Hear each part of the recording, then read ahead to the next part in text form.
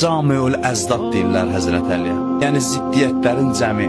Əli əleyhissalam döyüşdə aslan kimi, şir kimi meydana girir, yetim uşaq qabağında ən təvazökar insan kimi dayanır. Hələ heç deyir, qılıncının qanı qurumamış bir yetimin yanından biganə ötə bilmir. Baxırsan bu eyni adamdır, döyüşdə gülə-gülə döyüşür.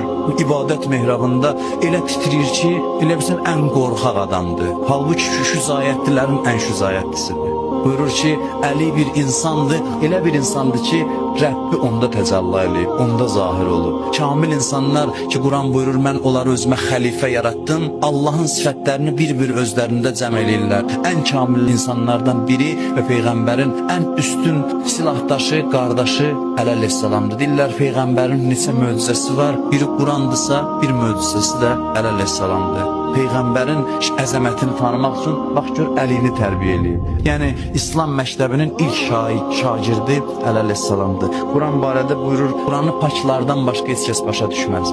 Quranın həqiqətləri içərdədir.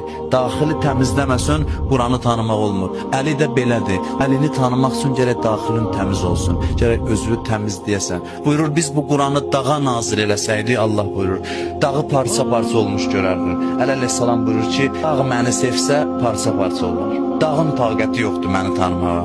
Əli haqqın mizanıdır. Aliyyum mə'əl haqq, Peyğəmbər buyurub, yəni Əli haqq ilədir. Hədis-i qudsi də var. Buyurur ki, insanlar Əlini tanıyıb, onu sevsəydilər, Əlinin vilayətini tanıyıb, onu sevsəydilər, Allah buyurur, cəhənnəm odun yaratmazdı. Yəni, cəhənnəm